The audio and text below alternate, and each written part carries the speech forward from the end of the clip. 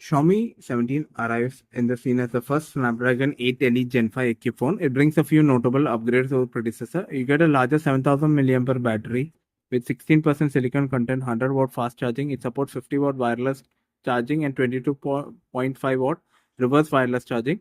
It has a 6.3-inch M10 LTPO OLED screen or 1.5K resolution.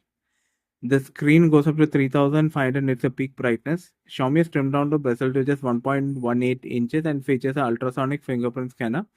The phone features a flat aluminum frame with IP68 dust and water resistance. The back gets a triple camera setup, a 17mm 50 megapixel ultra wide lens, a 23mm 50 megapixel main shooter, that is the Light Hunter 950 sensor, and 60mm 2.6 optical zoom lens.